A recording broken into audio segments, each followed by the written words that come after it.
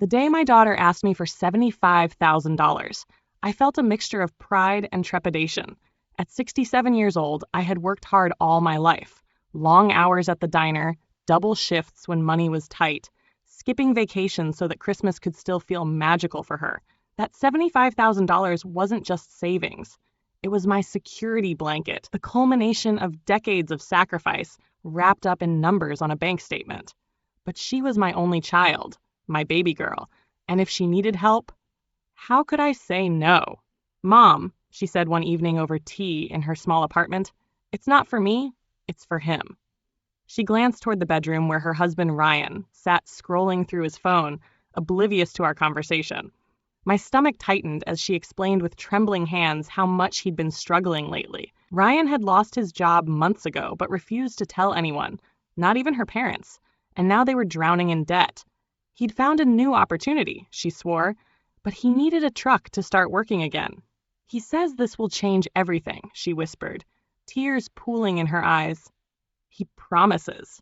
I looked at her face. The same face I'd cradled when she was born, the same hopeful expression she wore when she graduated high school, and something inside me broke. I couldn't bear to see her suffer or watch her marriage crumble under financial strain. So, against every instinct screaming caution, I handed over the money. It wasn't just an investment in a vehicle. It was faith in their future together, faith in the man she loved. Ryan drove off in that shiny red pickup 2 days later, grinning ear to ear like he'd won the lottery. Meanwhile, my daughter hugged me tightly, promising to pay me back as soon as things got better. I believed her. Why wouldn't I? She was my flesh and blood, and love has always made fools out of us both. But then, barely a month passed before everything unraveled. It started with little things, a missed call here, a vague text there. When I finally visited unannounced, the house felt eerily quiet. Her voice cracked as she told me Ryan had filed for divorce. Just like that. No warning, no explanation. Only a cold legal document delivered by courier, severing ties faster than either of them ever imagined. And the kicker? The truck, the very thing I'd sacrificed my life savings for, was listed as community property. As I sat across from her at the kitchen table, holding her shaking hands, I wanted to scream. How dare he do this? How dare he take advantage of her kindness, of my trust, and walk away without a second thought? But instead, I held her while she cried, rocking her like I did when she was little, whispering empty reassurances because what else could I do? Later that night, after leaving her curled up on the couch staring blankly at the wall, I lay awake in bed replaying every moment leading up to this disaster. Anger burned hotter than any emotion I'd ever known. This wasn't just about the money anymore. It was about betrayal. Betrayal of my daughter's heart. Betrayal of the sacrifices I'd made for her happiness. And worst of all, betrayal of the belief that people are fundamentally good. Ryan thought he'd won. He walked away with half of what we gave him, leaving behind shattered dreams and broken hearts, but he didn't know who he was dealing with. He didn't know me. Because let me tell you something. A mother protecting her child is a force unlike any other. And Ryan? He hadn't seen anything yet. The days that followed were a blur of grief and disbelief. My daughter Sarah moved back into my modest 2-bedroom home, a place she hadn't lived in since college. Watching her unpack boxes filled with remnants of her failed marriage was like witnessing the dismantling of a dream I'd helped build. Each folded shirt, each framed photo placed carefully on the floor felt like another nail in the coffin of her happiness. She tried to smile through it all, but her eyes betrayed the storm raging inside. "Mom, I'm so sorry," she whispered one night as we sat together in the living room, the glow of the television casting long shadows across the walls. "I never should have asked you for that money." I reached over and squeezed her hand, forcing myself to stay calm despite the fury boiling beneath my skin. "You didn't do anything wrong, sweetheart. You trusted him. That's not something to be ashamed of." But deep down, I wanted to scream. How could Ryan have done this? How could he take advantage of her vulnerability and mine and leave us both reeling? It wasn't just about the $75,000 anymore. It was the audacity of his betrayal. He'd used our desperation, our love, against us. And now, here we were, my daughter heartbroken and humiliated, and me staring down the barrel of an uncertain future without the nest egg I'd worked so hard to save. Still, there was no time to wallow. Life doesn't pause for pain, and neither could I. Bills needed paying, groceries needed buying, and Sarah needed support. So I put on my armor, the same one I'd worn when raising her alone after her father walked out when she was 5, and got to work. One evening, while Sarah was asleep in her old bedroom, I pulled out the divorce papers she'd given me earlier that day. They were stark and impersonal, written in language designed to strip away emotion and humanity. But what caught my eye was the section detailing assets. There it was, in black and white. 2022 Red Ford F-150, community property. His name was listed as the primary owner, thanks to some loophole or oversight during the purchase process. I clenched my fists so tightly the paper crinkled under my grip. He thinks he can walk away scot-free, I muttered aloud, though no one was around to hear me. He thinks he's untouchable. And then, sitting at my kitchen table, surrounded by decades of memories, a plan began to form. Not reckless revenge. Not yet, but justice. Justice for Sarah, who had given him everything, only to be discarded like yesterday's trash. Justice for myself, whose sacrifices had been exploited without a second thought. And maybe, just maybe, a little payback for the smug look on his face when he drove off in that damn truck. The next morning, I called my lawyer, an old friend named Margaret, whom I'd known since my diner days. Over coffee and cigarettes, we'd shared stories of bad husbands and broken promises. If anyone understood betrayal, it was her. "Margaret," I said when she answered the phone, "I need your help." She listened patiently as I recounted the entire story, from the loan to the divorce filing. When I finished, there was a long pause on the other end of the line. "Carolyn," she said finally, her voice steady but tinged with anger, "this isn't right. We can fight this." Her words ignited a flicker of hope within me. For weeks, I'd felt powerless, like a pawn in someone else's game. But hearing Margaret say those words reminded me of something important. I wasn't powerless. I was a mother, and mothers don't back down when their children are hurting. Over the next few days, Margaret dug into the details of the case. She discovered that while Ryan had indeed filed for divorce, the settlement hadn't been finalized yet.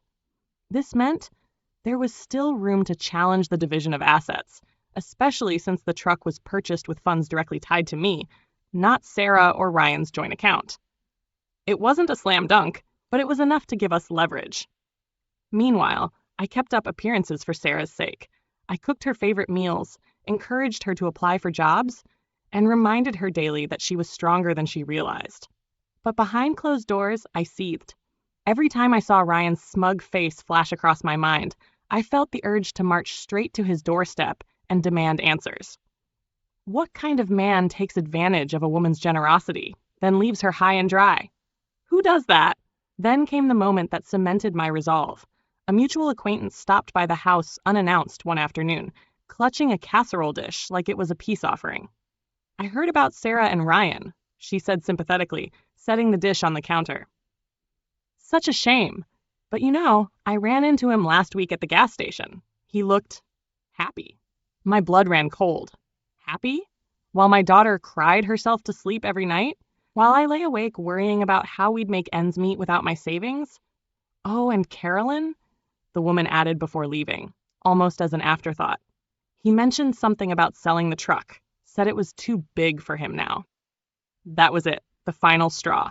Selling the truck, the very thing I'd sacrificed for, while wiping his hands clean of responsibility. No remorse, no accountability. Just greed and entitlement wrapped up in a shiny red package. As soon as the door clicked shut behind her, I picked up the phone and dialed Margaret again.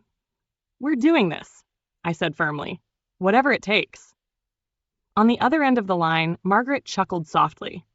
Good, because I already started drafting our counterclaim.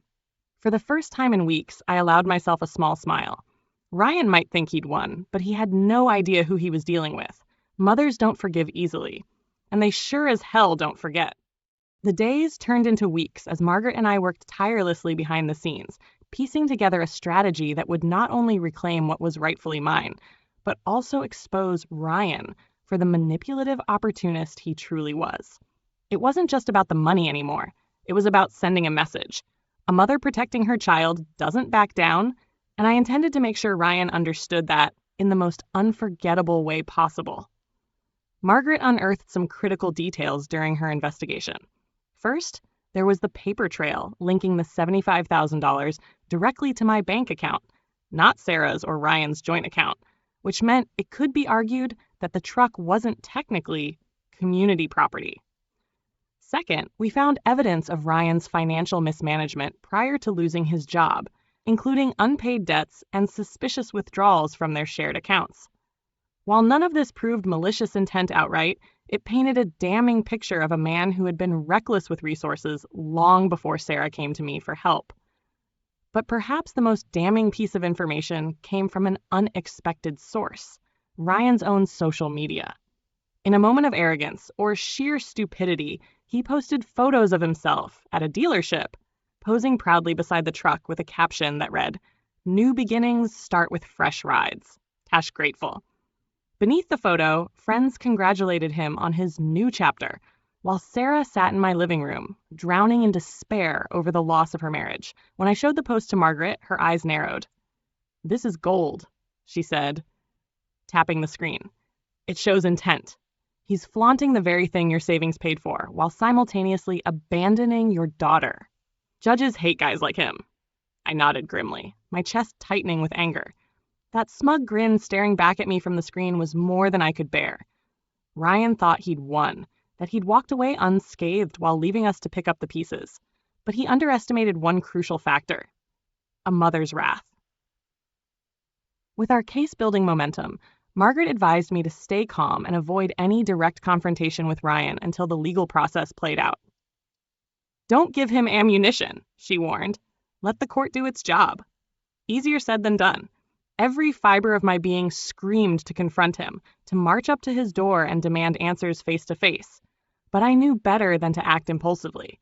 This wasn't just about satisfying my rage. It was about securing justice for Sarah and ensuring we didn't leave ourselves vulnerable to counterclaims.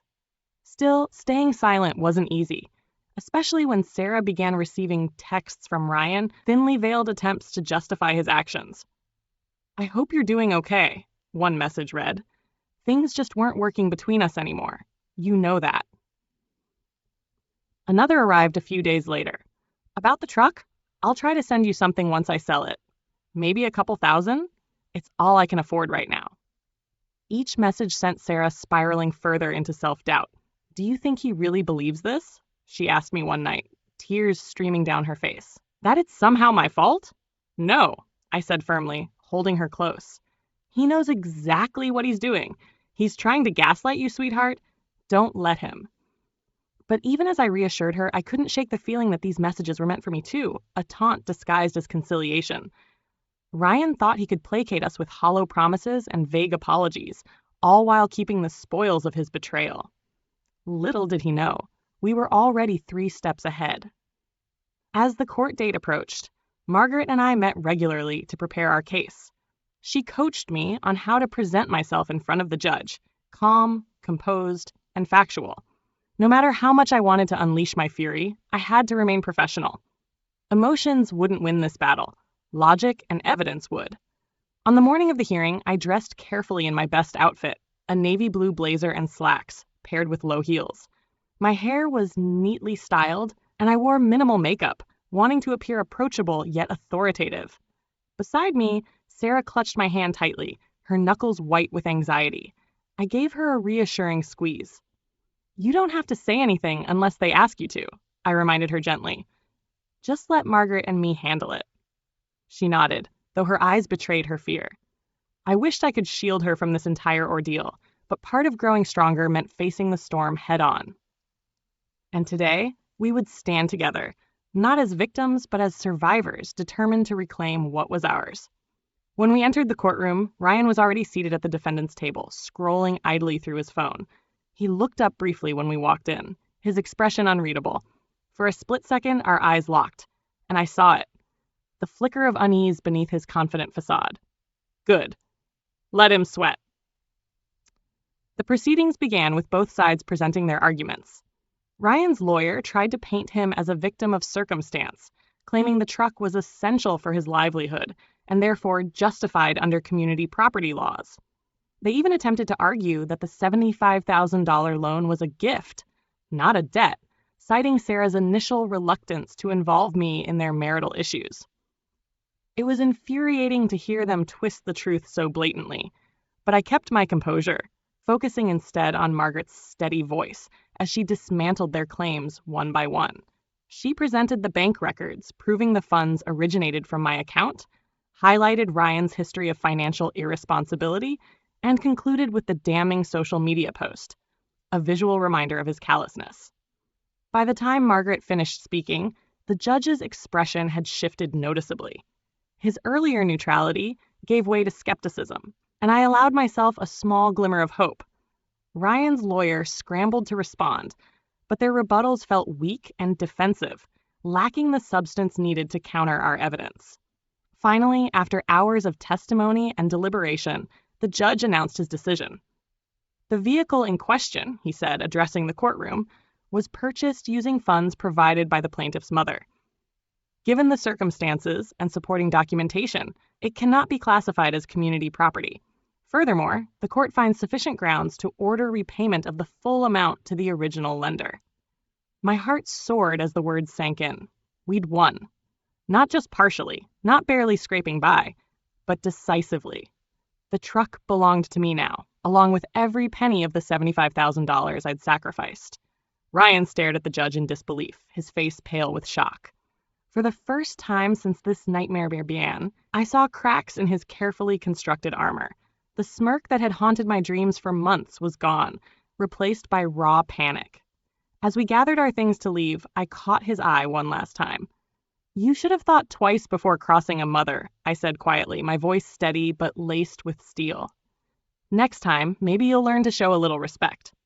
And with that, I turned my back on him, walking out of the courtroom with my head held high. The courtroom victory was sweet, but it wasn't the end of the road. Winning back the truck and securing a court order for repayment didn't magically erase the pain Ryan had inflicted on my daughter, or the damage he'd done to our lives.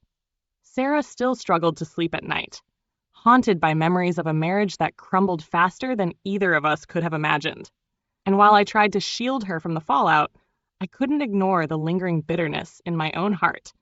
Ryan, however, wasn't ready to accept defeat. In the days following the ruling, his desperation became palpable. He called Sarah repeatedly, leaving voicemails filled with half-hearted apologies and thinly veiled threats. "You don't understand what you've done," one message said, his voice trembling with anger. "This isn't over."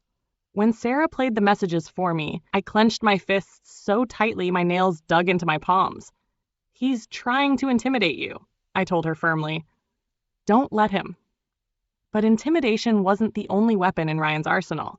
Within a week, we received notice that he intended to file an appeal, a desperate attempt to overturn the judge's decision. Margaret assured me it was unlikely to succeed, given the strength of our case, but the mere fact that he was dragging this out further infuriated me. Didn't he realize how much harm he was causing? Or did he simply not care? One evening, as Sarah sat curled up on the couch watching television, I decided it was time to take matters into my own hands. Legal battles were important, yes, but sometimes justice required a more personal touch. After all, Ryan had underestimated me once before. It was time to remind him why crossing a mother is always a mistake. I started small, digging deeper into his life to uncover vulnerabilities I could exploit. Through mutual acquaintances and social media sleuthing, I pieced together a clearer picture of who Ryan really was. A man living paycheck to paycheck, drowning in debt even before the divorce, and clinging to the illusion of success through material possessions. That shiny red truck wasn't just a vehicle. It was a symbol of everything he wanted to project to the world. Power, stability, control. Taking it away would shatter that facade completely. With the court's ruling in hand, I contacted the dealership where Ryan had purchased the truck. Using the documentation proving ownership now rested with me, I arranged for the vehicle to be repossessed. The process was straightforward enough. Ryan had missed several payments since losing access to Sarah's income, making him delinquent on the loan. All it took was a single phone call to set the wheels in motion. 2 days later, I received confirmation that the repo team had successfully retrieved the truck, When I shared the news with Sarah, she looked at me with wide eyes. "Mom, are you sure about this?" "Absolutely," I replied, my tone unwavering. "That truck doesn't belong to him anymore. Let him explain to his friends why he can't afford a fresh ride after all." The next morning, Ryan showed up at my doorstep unannounced.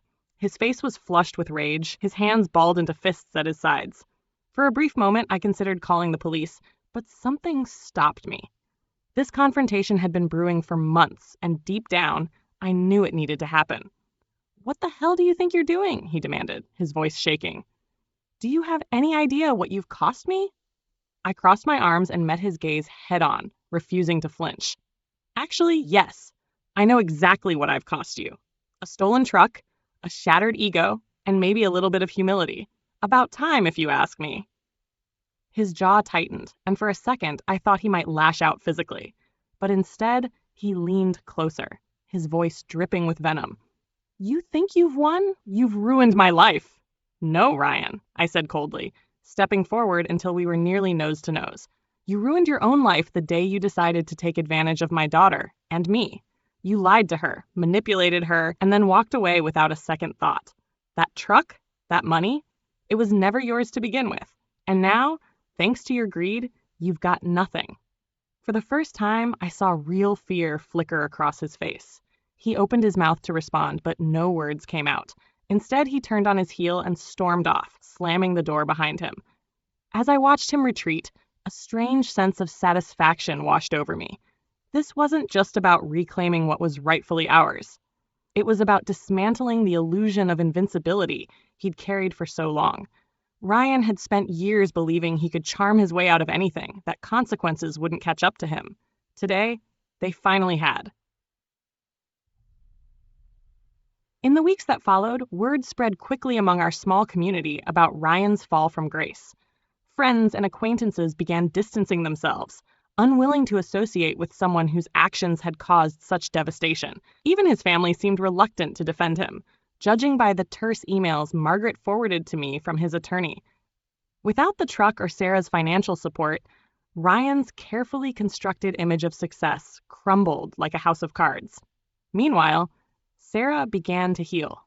Slowly but surely, she started rebuilding her life, applying for jobs, reconnecting with old friends, and rediscovering the parts of herself she'd lost during her marriage.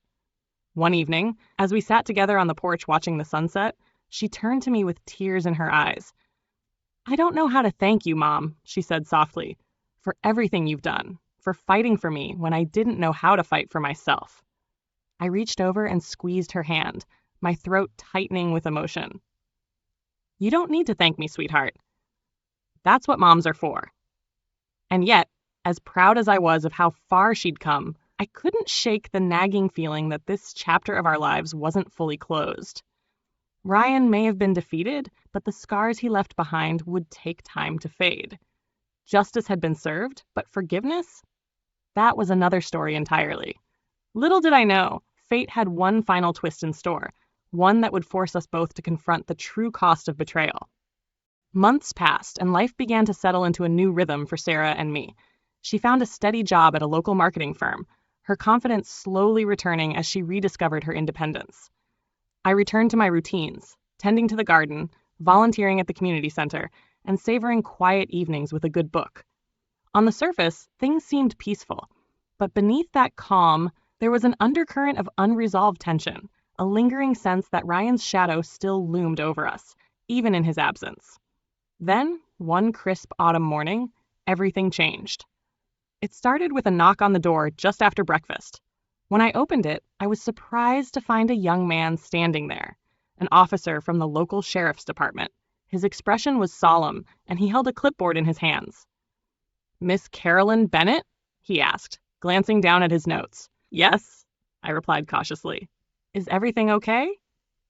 He hesitated for a moment before speaking. "I'm here regarding a legal matter involving your former son-in-law, Ryan Carter. May I come in?" My stomach dropped. For a split second, panic surged through me. Was this about the appeal? Had Ryan somehow managed to overturn the court's decision? But then I remembered Sarah wasn't home. She'd left early for work, blissfully unaware of whatever storm might be brewing outside. Taking a deep breath, I nodded and stepped aside to let him in. The officer explained the situation as we sat at the kitchen table. Apparently, Ryan had been involved in a hit-and-run accident the previous night. Driving recklessly in a borrowed car, since the truck had been repossessed, he'd collided with another vehicle at high speed, injuring both the driver and their passenger. Witnesses reported seeing him flee the scene shortly afterward. Hours later, police tracked him down hiding in a motel room, visibly intoxicated and unrepentant. "What does this have to do with me?" I asked, my voice trembling despite my best efforts to stay composed. "He listed you as his emergency contact during booking," the officer said apologetically. "Given the circumstances, we thought it best to inform you directly." I stared at him, stunned. Emergency contact? After everything he'd done, how dare he drag me into his mess again? Yet even as anger bubbled inside me, another emotion crept in, a faint flicker of pity. Ryan had hit rock bottom, and instead of facing the consequences like a man, he was clinging to the last shred of connection he had left, our shared history through Sarah. "I see," I said finally, my voice steady but cold. "Thank you for letting me know." After the officer left, I sank into a chair, my mind racing. Part of me wanted to ignore the whole thing, to let Ryan deal with the fallout on his own. He'd made his choices, and now he had to live with them. But another part of me couldn't shake the feeling that this was more than just bad luck or karma catching up to him. This was a cry for help, however misguided and selfish it might be. When Sarah came home that evening, I debated whether to tell her about Ryan's arrest. She'd worked so hard to move past the pain he caused, and dragging her back into his chaos felt cruel. But keeping secrets never solved anything, especially between mothers and daughters. So after dinner, I sat her down and told her everything. The accident, the injuries, the fact that he'd tried to run away. Her reaction surprised me. Instead of rage or despair, she simply looked sad. "I don't understand why he keeps doing this," she murmured, staring at her hands. "Why can't he just take responsibility for once?" "I wish I had an answer for you, sweetheart," I said gently, "but some people are too broken to fix themselves and too stubborn to ask for help." For a long time, we sat in silence, the weight of Ryan's actions hanging heavy between us. Finally, Sarah spoke again, her voice barely above a whisper. "Do you think we should visit him? Just to see if he's okay?" I blinked in disbelief. Visit him? After all the pain he'd caused us? The idea felt like pouring salt on an open wound, and yet, looking at Sarah's conflicted expression, I realized something important. Forgiveness wasn't about excusing someone's behavior. It was about freeing yourself from the burden of hatred. "Let me think about it," I said carefully. "We'll decide together what's best." 2 days later, we stood outside the county jail, staring up at its imposing brick facade. Neither of us had spoken much on the drive over, each lost in our own thoughts. As we approached the visitor's desk, I could feel my heart pounding in my chest. Was this a mistake? Would seeing Ryan only reopen old wounds? When he was finally brought into the visiting area, he looked nothing like the cocky man who'd driven off in that red truck months ago. His face was pale and gaunt, his eyes hollow with exhaustion. For a moment, none of us said anything. We simply stared at each other across the scratched plexiglass barrier. Finally, Ryan broke the silence. "I didn't expect you to come," he admitted, his voice hoarse. "Either of you." "We almost didn't," I said bluntly, "but Sarah wanted to make sure you're okay." His gaze shifted to her, guilt flashing across his features. "Sarah, I'm so sorry. For everything." She nodded slowly, tears welling in her eyes. "I know, Ryan, but sorry isn't enough anymore. You need to figure out why you keep hurting people and stop running when things get hard." For the first time, I saw genuine remorse in his expression. It wasn't redemption, not yet, but it was a start. As we left the jail later that afternoon, I turned to Sarah and gave her hand a reassuring squeeze. "Are you glad we came?" I asked softly. She hesitated before answering. "I don't know if I forgive him, but at least now I know I can move on without hating him. And that's something, right?" I smiled faintly, pride swelling in my chest. My daughter had grown stronger than I ever imagined, capable of grace even when it seemed impossible. Forgiveness wasn't absolution, it was closure. And sometimes that was the greatest victory of all. As we drove home, the sun dipped below the horizon, casting golden light across the fields. Life would never be the same for either of us, but maybe that was okay. We'd faced betrayal, fought for justice, and emerged stronger on the other side. Whatever challenges lay ahead, I knew one thing for certain. A mother's love and her determination to protect her child could overcome anything, even Ryan.